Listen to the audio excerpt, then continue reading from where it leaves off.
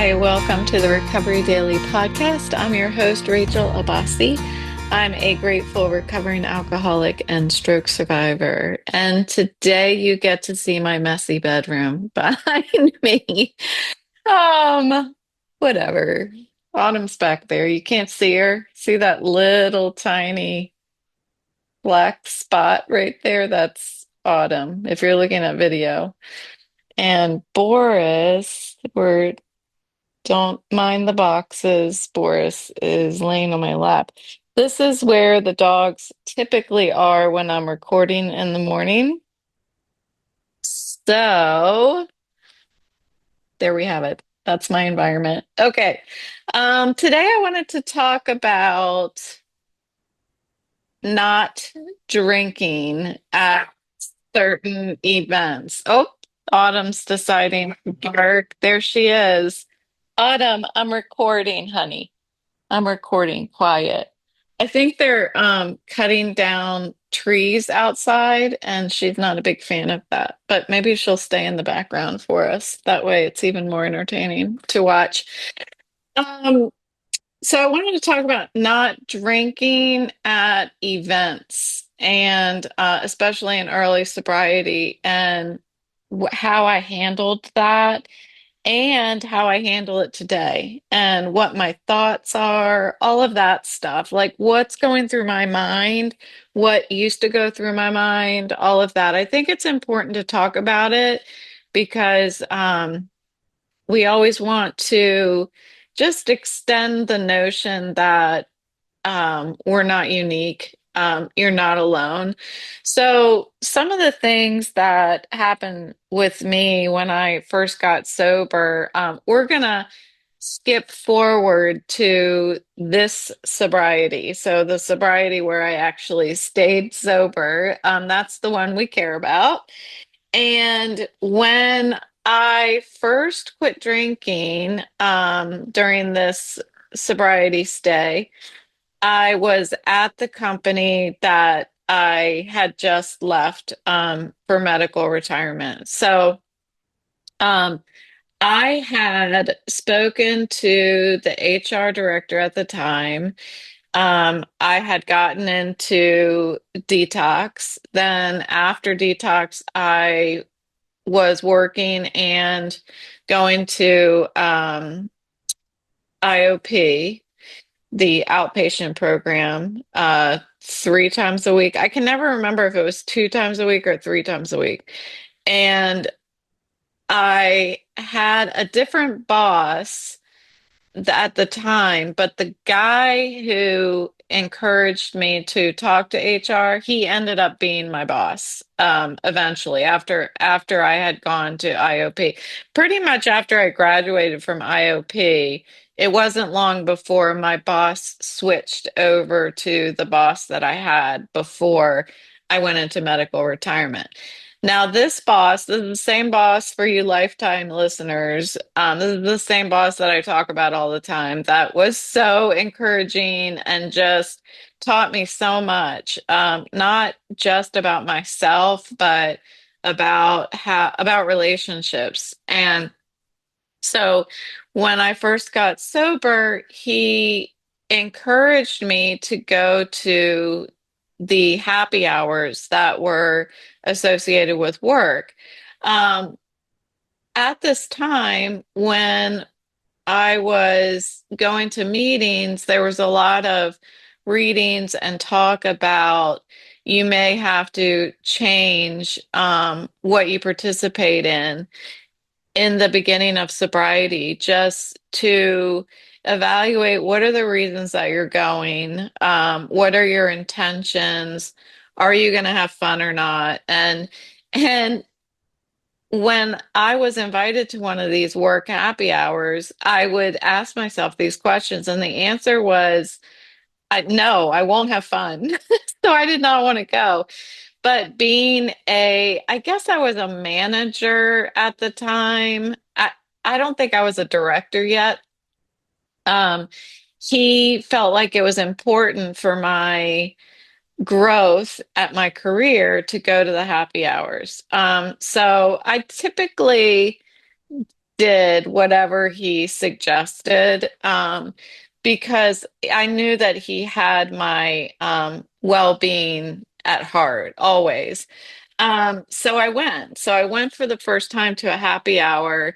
And when I walked in the door, he like saw me walk in and immediately was standing next to a waitress asking her to bring me a Coke because he had asked me like in advance, what do you like to drink or something like that. I think before we even went to the happy hour. And I didn't really put two and two together that he was preparing for my arrival at the happy hour.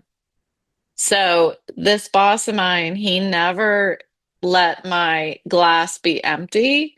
He made sure that I was not wanting for anything, that I wasn't hungry. Like there was always food in front of me and drink and conversation and all of that stuff. So I think that that situation is really unusual. Unfortunately, I think it's unusual, but I had a great team member on Team Rachel at work. And I recognize that that's not always the case, but because I had a great team member who was on my side on Team Rachel, who wanted me to stay sober, it stressed to me how important it is to always have somebody on Team Rachel when I go to an event. So as I started participating in these different firsts, like going to a happy hour, like going to a wedding, like going to a picnic, these things, once I was able to get through that first with my boss, I was a lot more open to showing up at these things as long as I had somebody on Team Rachel. So that could be my husband, my boyfriend at the time. It could be my boss. It could be a coworker or a friend, but any of them that did go needed to understand that it's a life or death situation that I don't drink. So that's what it looked like in the beginning for me. I heard this morning in my meeting, make sure before you show up at an event that there might be drinking, that you are not hungry, angry, lonely, or tired. That is the acronym HALT. And it has always stayed true for me that if I ever am feeling a bit uneasy or even spiritually unfit, I resort back to, am I hungry, angry, lonely, or tired? And quite often I am one of those. If things are just a little off, I am one of those things, hungry, angry, lonely, or tired.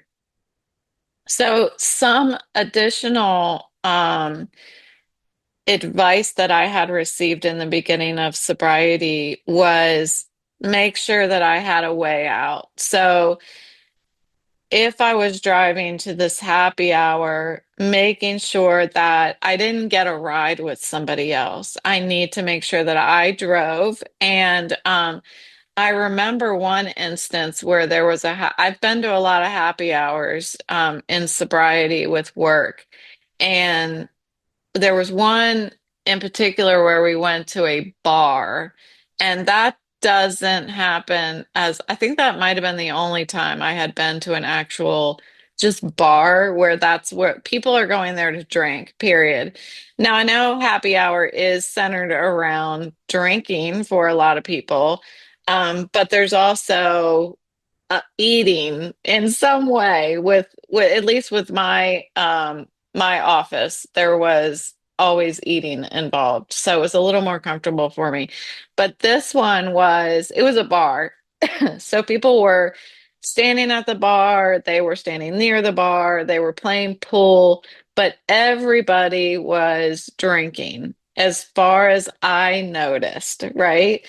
The longer and more I went to these happy hours, the more I noticed that I was not the only one not drinking. When I started getting more comfortable in my own skin, and that's really what it came down to, was being comfortable in my own skin. Being comfortable, I practice. It's kind of funny to think back on, but I still do it to this day. I practice not holding any glass in my hand and being comfortable in my own skin. And it feels really awkward at first, but I would like stand there. Now, this is only after I got a little more practiced. I usually had a Coke in my hand or something non-alcoholic in my hand. It was most likely a Coke. But as I started to practice a little more, I was like, okay, I'm gonna see. Like, I started noticing how other people stand because you don't notice anything when you're drinking. I didn't notice anything when I was drinking. I only noticed how much drink was left in my glass and when do I need to ask for another so that I never actually run out. That's how my obsession was in my head. Um, but I started to notice other people and how they stand and when they're talking and stuff. I particularly was interested in looking at people who weren't holding anything in their hands. And how do they stand? What do they do with their hands? Do they look awkward? Are they talking with their hands? And I practiced it. I really did this because I wanted to get good at not having to have a Coke in my hand. And I still do it. I still practice it. I notice that when I don't have something in my hand, I talk with my hands a little more, which I think it's not over dramatic. I mean, actually, when I'm doing this podcast, I'm talking with my hands, but I try to keep them out of the vision of the camera. So as I practiced doing it, I started getting more comfortable just standing there. And I bet you that it really came through, like it shined through that I was getting more and more comfortable. Um, I had a lot of encouragement from my boss. He told me that he was proud of me. I mean, that's why I talk about him so much. He was like a brother to me, albeit a little brother. He was still a brother. Sorry. If you're listening, sorry, I have to say that. Okay, make sure you have a way out. We're going back to some of the advice that I received. Make sure that you have a way out. Um, the reason why I brought up that bar that we went to is because I specifically remember driving to that bar and thinking, thank goodness I drove myself and I can leave whenever I want to. And that's the next really piece of advice is don't stay longer than you feel comfortable staying. Um, I showed up, that one I didn't stay very long at all. I showed up to make an appearance and then I left, period. Because the atmosphere was quite different than the other happy hours. This one, I was a little more practiced. My boss wasn't necessarily watching me and looking out for me and making sure I had a glass of Coke in my hand or something like that. Like he kind of set me free a little bit, let me fly a little bit. And I think it was really during that transition period where he was starting to he was starting to pull away a little bit so that I could manage, myself. And I needed that. I really did. I needed that kind of support in the beginning, and I'm really grateful that I had it. But when we went to this bar, I didn't. really feel so much that I had that. And that wasn't a bad thing. It allowed me just to stand there and practice standing there without a drink and knowing that my car's in the parking lot and I can leave at any time. And so I didn't stay any longer than necessary. I didn't stay to appease anyone. Um, Especially as other people start to intake a little more and more alcohol, I get more and more uncomfortable. In most cases, I get more uncomfortable when people start to act drunk or buzzed. Um, so another piece of advice that I like is to, and kind of like what my boss was preparing me for, is to make sure I have a favorite drink. So is there my a go-to readily accessible drink that I prefer at an occasion like that? So mine was Coke. What I really like is like a sparkling water with strawberry syrup in it because there's sugar in it. Um, I don't really care for seltzer. Is it seltzer water? Whichever one has sugar in it. I don't really care for that, interestingly enough, unless there's a little dash of strawberry flavoring or something like that in it. So I usually go to Coke. I don't typically just have water because it's not enjoyable to me. So I like to at least have something that feels like I'm treating myself. Especially if I'm going to a happy hour and everybody's kind of celebrating. I want to have something that makes me happy too. Um, there have been times that I've ordered like a ginger ale because that's kind of a not a drink I don't drink very often, so it seems a little more celebratory to me. I don't know. That's just how my brain works.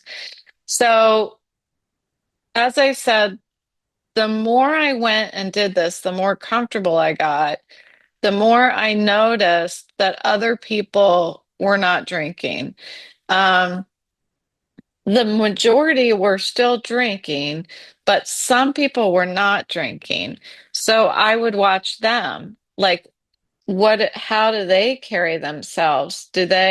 What do they do with their hands? Are they always holding a drink in their hands? And a lot of times they weren't. It's neat that these days, I don't know, in the past couple of years, especially in January, that people are practicing dry January because there's a lot of people to observe and watch how they do it. Um, so what about when somebody asks me, do you want a drink? Are you drinking? Can I get you a drink? Those kinds of questions. In the beginning, I felt really uncomfortable. I wasn't quite sure how to respond to it, which is interesting. Somebody brought it up this morning. If you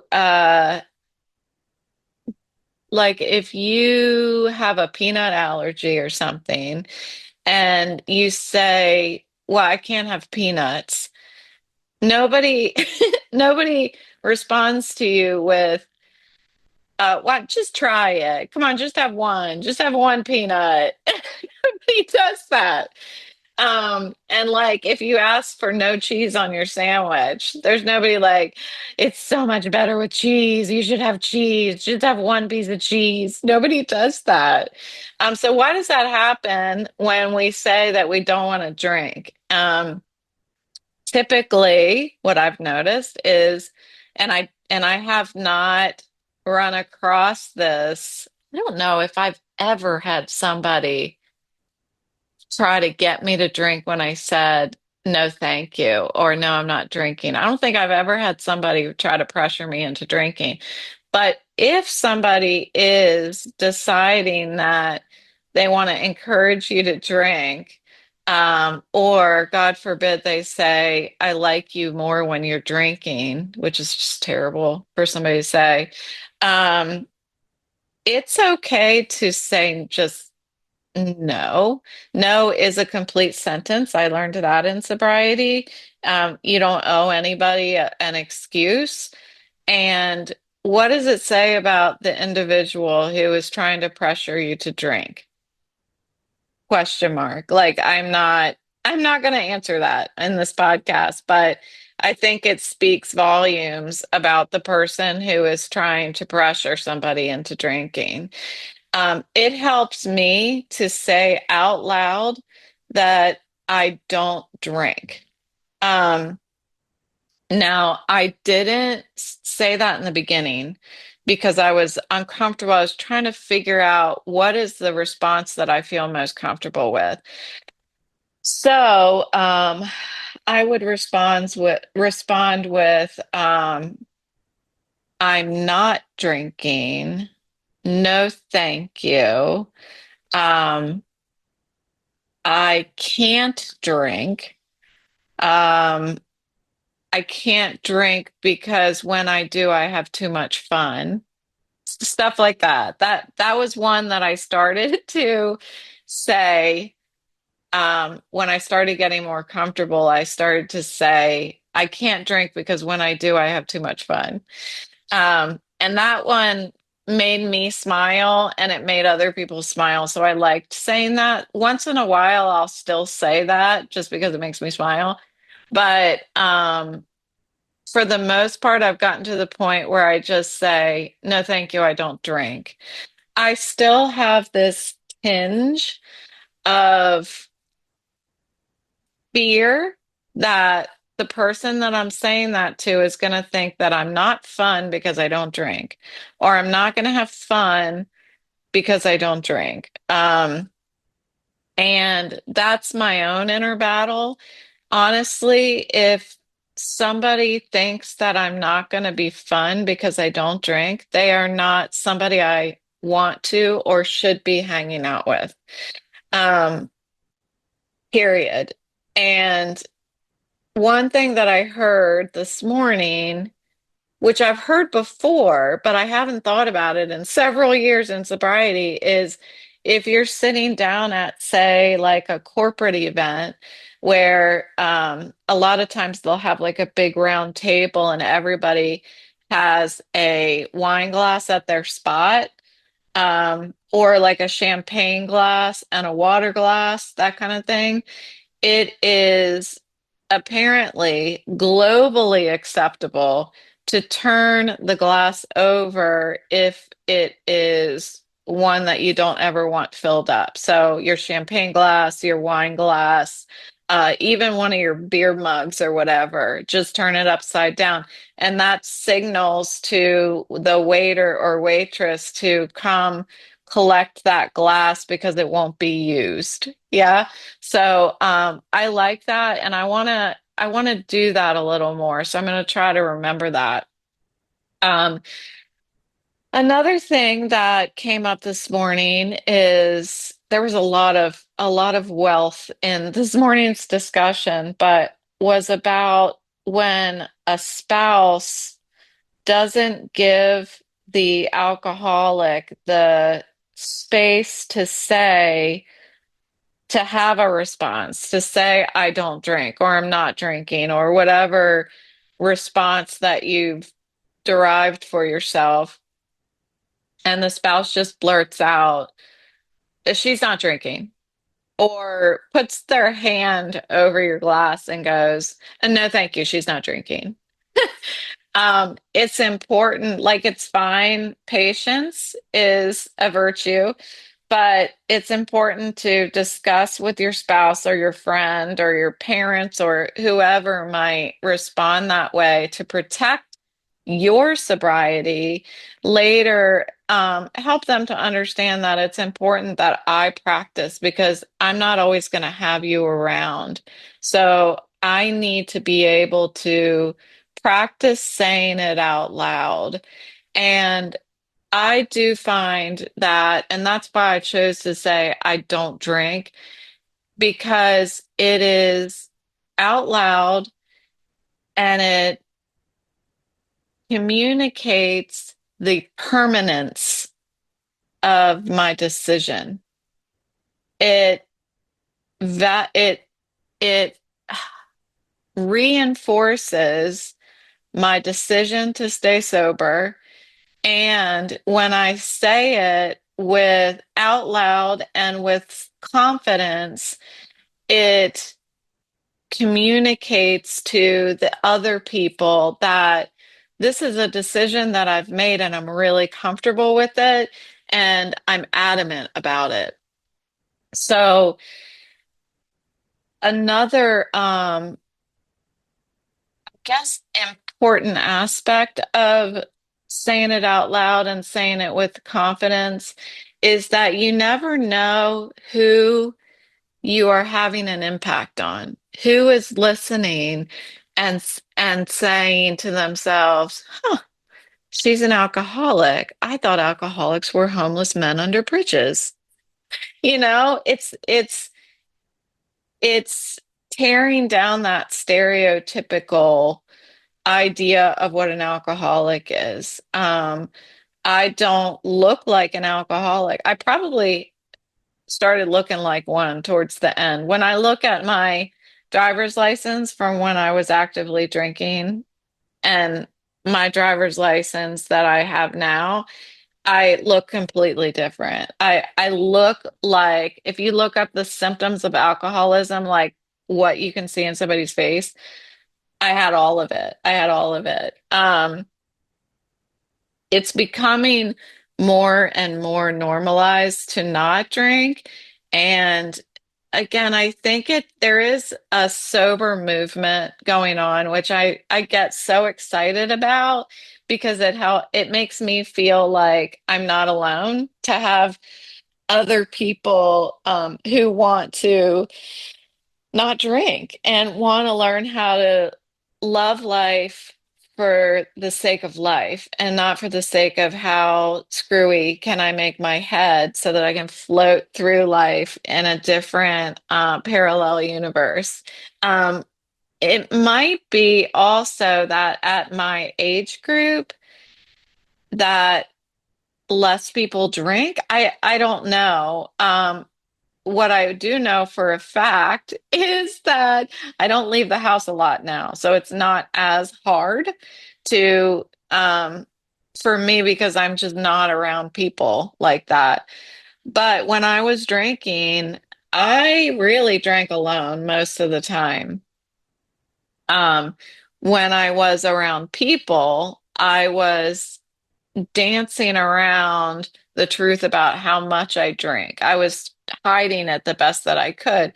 So it made sense to me that when I stopped drinking, I was going to dance around the truth about not drinking. So for me, I don't drink. It sounds permanent for both myself and for others. It's unfortunate that alcohol is so ingrained in our society right now, but I feel hopeful with a sober movement that it is giving people a taste of what it's like to live in a sober with a sober mindset, not just physically sober, but mentally sober, emotionally sober. If the person that's asking you, do you want something to drink? And you say, I don't drink. And if they try to pressure you or they're uncomfortable, it's important to remind ourselves that we can't control anything beyond our fingertips. It's not my problem that that person is uncomfortable. I don't need to entertain them. I don't need to be fun for them. This is the way that I choose to live. And at the end of the day, I'm the only one that I'm putting my head on my pillow with. I'm the one who is going to be home talking to myself about reviewing my day. Is there any place where I was resentful, afraid, or anything like that? I'm going to do the 10th step with me that person who is uncomfortable or trying to pressure me into drinking is, I assure you, is not going home and doing a step 10. Um, and they have to go lay their heads on their pillows with themselves. But for me, I don't need to explain why. I don't even have to say I don't drink. I can just say politely, no, thank you. Um, a lot of times, and this was reinforced in my meeting this morning, it's it's good to set boundaries early and confidently when I show up at a happy hour or something like that. Um, say I was going to one of those work happy hours and it was being hosted by a different um, VP. Like it wasn't mine, somebody who didn't know that I am a recovering alcoholic. I would set my boundary early and confidently with that person, go say hello, thanks for having me. A lot of times they'll say, can I get you something to drink? Or can, no, thank you, I'm not drinking. So I'm saying confidently, drawing that boundary that this is where my presence here stops. So and then I think what I want to follow up with is that that idea that I was mentioning in the beginning about if I'm invited to something and I know that I'm not going to have fun. I know that it's going to be really difficult for me. And most importantly, I know that there is a risk, whether small or big, there is a risk that I might try to drink. I don't have to go. It doesn't matter what the event is. I have seen people not go as the bridesmaid, not go to the what do they call it? Bridal shower thing where you go out and drink. I can't remember what it's called right now. You know what I'm talking about. But I have seen bridesmaids, like the maid of honor, not go because it would risk her sobriety. And if that bride is on your team, she will understand. She will understand and actually be very happy for you that you've made that decision to put your sobriety first, because that's what we learn is our sobriety has to come first.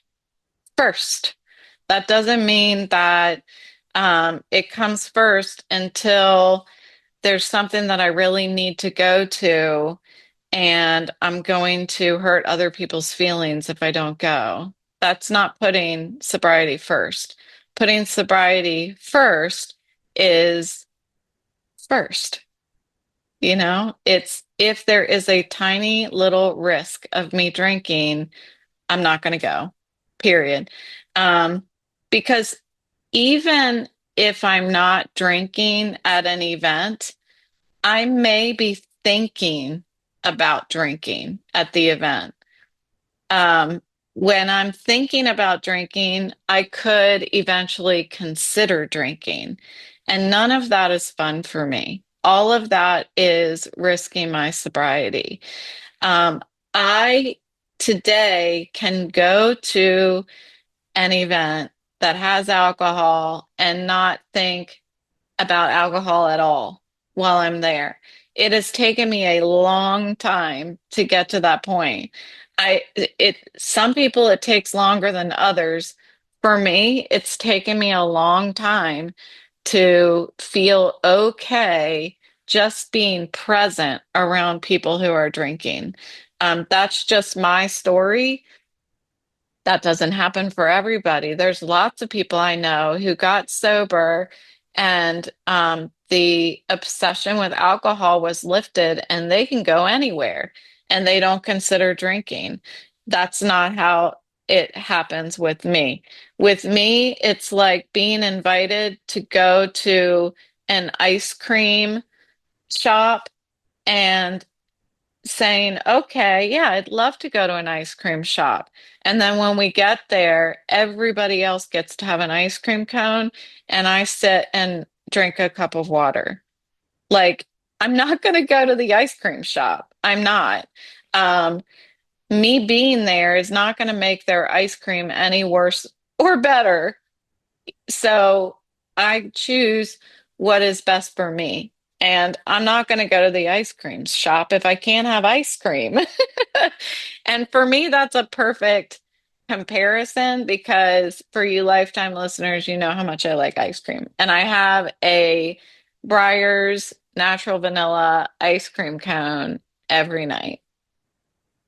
Every night. I've been considering changing over to having a banana strawberry smoothie every night because I want to lose a couple pounds. I know you're thinking, what the hell? You were just talking about being underweight. Well, now I'm not underweight. And when I'm like not underweight, I have this obsession with getting back to being underweight. Yeah. I mean, I it's another one of my